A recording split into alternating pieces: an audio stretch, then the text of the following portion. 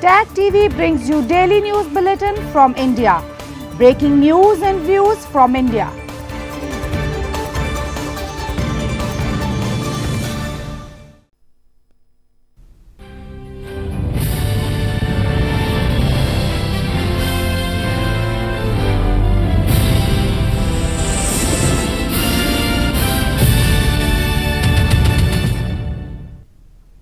Good evening. Welcome to South Asia Newsline. I am Uzma Jaffrey. Here are the top stories we are tracking for you on Friday, the 17th of May. Campaigning for final phase of India's general election ends.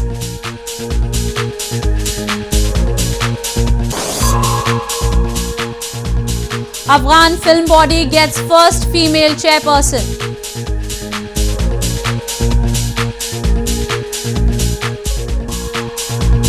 And Sri Lankans protest against mob attacks on Muslims.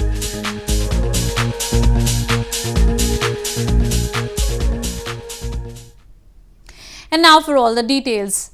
Campaigning for the 7th and final phase of India's general election ended on Friday, with star campaigners of various political parties making their last-ditch efforts to woo the voters. The 7th phase of the election will be held on May 19th and results will be announced on May 23rd.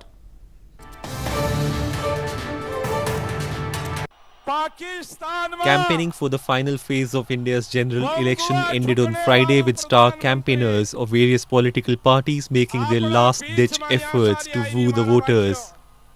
Indian Prime Minister Narendra Modi, while addressing an election rally in central Madhya Pradesh province, said he is sure of his Bharatiya Janata Party or BJP-led ruling dispensation winning over 300 seats.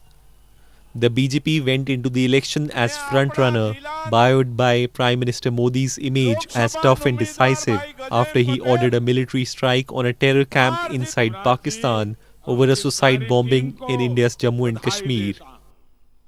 इस रविवार को जब आप मतदान केंद्र पर पहुंचेंगे तो इतिहास रचने वाले हैं।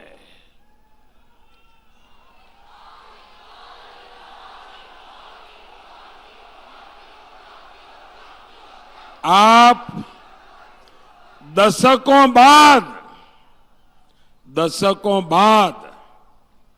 लगातार दूसरी बार पूर्ण बहुमत की सरकार बनाने वाले हैं। Meanwhile, Rahul Gandhi, the president of main opposition Congress party, addressed a public rally in Solan in northern Himachal Pradesh province. Congress has sought allies among regional parties to defeat the BJP over its record on economy. 59 constituencies spread over 7 provinces and 1 union territory will go to polls in the 7th and the final phase of the general election on May 19th. The 7th phase general election started on April 11. The results will be announced on May 23rd. Moving on. Traders have expressed the environmental damage caused due to diversion of Neelam River in Pakistan-administered Kashmir has also affected tourism and their businesses. Locals have long blamed that Pakistan has been recklessly exploiting natural resources in the illegally occupied region by building so-called developmental projects.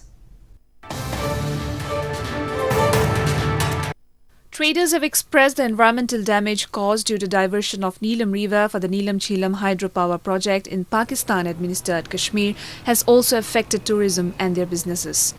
A massive water crisis has built up of late in the illegally occupied region due to the diversion of River Neelam, making the lives of the locals miserable. The mixing of sewerage in Neelam River has also added to their health woes. Locals have long blamed that Pakistan has been recklessly exploiting natural resources in the illegal occupied region by building so-called developmental projects. कि वफाकी हुकूमत तो tourism को एक industry की शक्ल दे रही है और कह रही है कि इसको जितने से जितना बढ़ाया जाए तो बेहतर है, इससे रेवेन्यू जनरेट होगा। लेकिन हमारे साथ जो है ये सौतेली माँ का सलूक किया जा रहा है कि हमारी जो खूबसूरती है उसको ख़त्म किया जा रहा है, हमारी जो ग्रीनरी है उसको ख़त्म किया जा रहा है, हमारे जो चलते दरिया हैं उनको ख़त्म किया जा रहा है। जब हमारी यहाँ पे चीज़ें ख़त्म करेंगे तो यहाँ पे किस तरह टूरिज्म बढ़ेगा। Neelam River has now turned into a small rivulet of sewage right from Nasseri to Domil, where it merges in Jhelum River. Activists have been demanding that 60% water should be retained in Neelam River and steps should be taken so that there is no further environmental damage. But Islamabad has continued to maintain an oppressive attitude towards the region and ignores even the basic demands of common public. In news from Afghanistan, renowned Afghan filmmaker Sahara Karimi has been appointed as the first female chairperson of the state-run film production company, Afghan Film. 30-year-old Karimi has been actively engaged in filmmaking in Afghanistan and has directed more than 30 films. Sahara Karimi, a filmmaker and a director, has been appointed as the first female general director of the Afghan Film, Afghanistan state-run film production company. 30-year-old Karimi is a famous Afghan filmmaker who has over 10 years of experience in filmmaking and has directed more than 30 movies. She has a PhD in cinema from the Academy of Music and Performing Arts, Film and TV faculty. جنگ تأثیر خودش را روی سینمای ما داشته. از لحاظ تولید، از لحاظ محتوا میتونه خیلی پربار باشه، به خاطر اینکه ما کشوری هستیم پر از قصه های مختلف. Karimi has been actively engaged in filmmaking in Afghanistan in the last 6 years. She has produced and directed 30 short fictions, 2 documentary films and 1 long fiction film. Some of her films have also won international awards. Afghan Film was established in 1968, but so far it has not done a considerable activity due to the 4 decades of war in the country. In news from Sri Lanka, scores of people gathered on the streets of Sri Lankan capital Colombo on Thursday to hold a silent protest against the upturn in violence against Muslims following the Easter Sunday bombings by Islamist militants. Authorities have arrested around 78 suspected persons for the wave of attacks and riots that swept the island nation this week. Huge crowds gathered on the streets of Colombo on Thursday to hold a silent protest against the upturn in violence against Muslims following the Easter Sunday bombings by Islamist militants. Authorities have arrested some 78 suspected rioters, including 3 described as Sinhala Buddhist extremists, for the wave of attacks and riots that swept the island nation this week. In the anti-Muslim unrest that started on Sunday, mobs moved through towns in Sri Lanka's northwest, ransacking mosques and attacking shops with petrol bombs, reports said. ආණ්ඩුවටත් පැවති ආණ්ඩුවලටත් ජනතාවගේ සාධනීය දේශපාලන සටන් පාඨයක් මේ මොහොතේ අත්පත් කරගන්න බෑ. ආර්ථිකය අලුත් සංවර්ධනයක් පිළිබඳව ප්‍රජාතන්ත්‍රවාදය ස්ථාපිත කිරීම පිළිබඳව යහපත් ආණ්ඩුකරණයක් පිළිබඳව වංචා දූෂණ සහ නාස්තිය පිළිබඳව රටටත් රටේ ජනතාවට වැදගත් වෙන දේශපාලන සාධනීය සටන් පාඨ මෙම කඳවුරු දෙකටම අහිමි වී තිබෙනවා. එනිසා ඔවුන්ට ඉතුරු වී තිබෙන එකම බංකොලොස් සටන් පාඨය තමයි යලි යලි ජාතිවාදය මහජන ආරක්ෂාවට යන මුවෙන් මෑට මුවා වී ඒකාධිපතිත්වය ප්‍රජාතන්ත්‍ර විරෝධී පාලනය. Sri Lankan Army Commander Mahesh Senanayake, speaking at a news conference on Thursday, said that another attack on the scale of Easter Sunday bombings was unlikely. More than 250 people were killed in the April 21 attacks on churches and hotels, mostly in Colombo.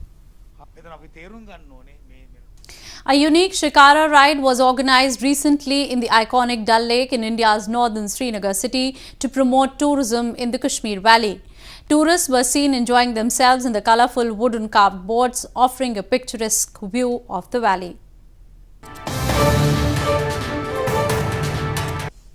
With an objective of attracting more and more tourists towards Kashmir Valley, a unique Chikara ride was organized in the iconic Dal Lake in Srinagar City of India's northern Jammu and Kashmir province. More than 25 Chikaras or wooden carved boats were tied together to form a bouquet of boats in the lake.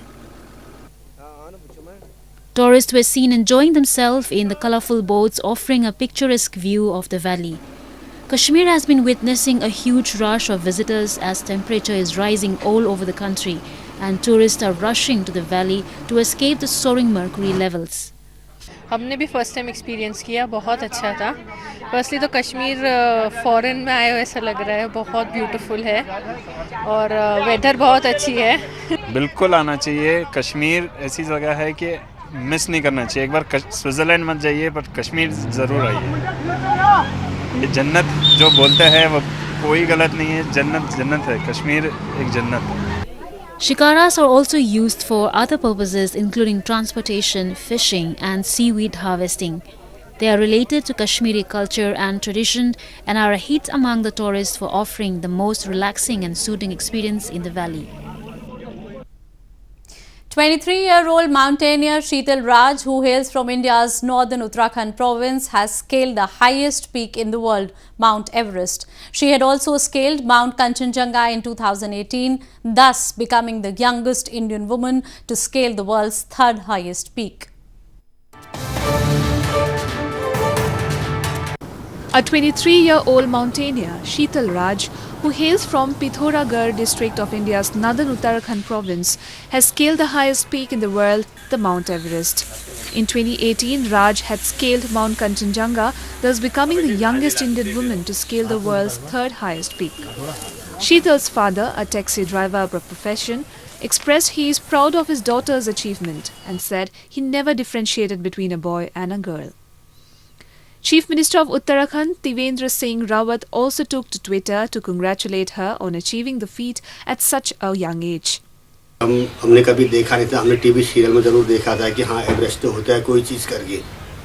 जब जाके हम आज जब हमारे बच्चा उधर तक पहुंचा है तब हमको लगा कि हाँ भाई बच्चे में लगन हो तो कहीं भी पहुंच सकता है, उसके लिए कोई दिक्कत नहीं है पहुंचने के लिए।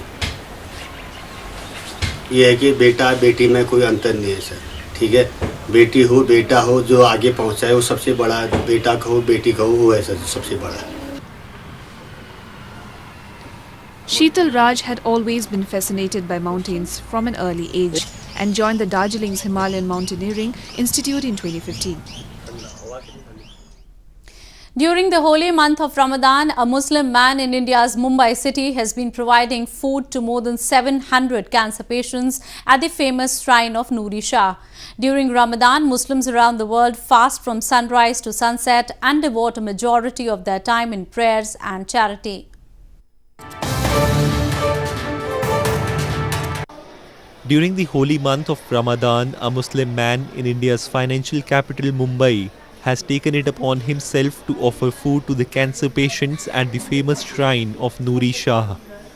Rehan Dorajiwala, a member of non-governmental organization Hopes India, spends his mornings serving food to cancer patients as he considers it a way of giving back to the society. Apart from breakfast, he also provides medical facilities and financial aid to the patients. More than 700 cancer patients belonging to different religious faiths live in the shrine and have no means to afford treatments and daily meals. We provide breakfast in the morning for the patients, and Dargah Trust, Nuri Shah Dargah Trust is a religious place and they allow patients to stay here, and we are giving them breakfast every morning. In the breakfast we are giving them rotis, dal, sabzi and boiled egg, bananas, khajur and milk. That's what is being provided by us every morning. और 3 साल से उसके बाद से देखते हैं अलहाज रेहान साहब यहाँ अपने नाश्ता वगैरह का इंतज़ाम, दूध का इंतज़ाम, पानी कहते हैं कि और दीगर लवाजमात, दवाई का इंतज़ाम, डॉक्टर का इंतज़ाम, बहुत सारे लवाजमात इनके ज़रिए ये हैं। और यहाँ जो दरगाह शरीफ है, इस दरगाह शरीफ के अंदर बहुत सारे लोग हिंदू मुसलमान आते और यहाँ मुसाफिर खाने में 600-700 आदमी यहाँ कहते हैं कि रहते हैं। Ramadan is the 9th month of the Islamic calendar. During Ramadan, Muslims around the world fast from sunrise to sunset and devote a majority of their time to religious activities and offering alms to the needy. Well, that's all we have for you from South Asia this evening. Now our viewers can watch the show on southasianewsline.com. You can also visit us on facebook.com/SAsiaNewsline and follow us on Twitter @SAsiaNewsline. That's all in tonight's edition. We will see you same time next week. Have a great weekend. Good night.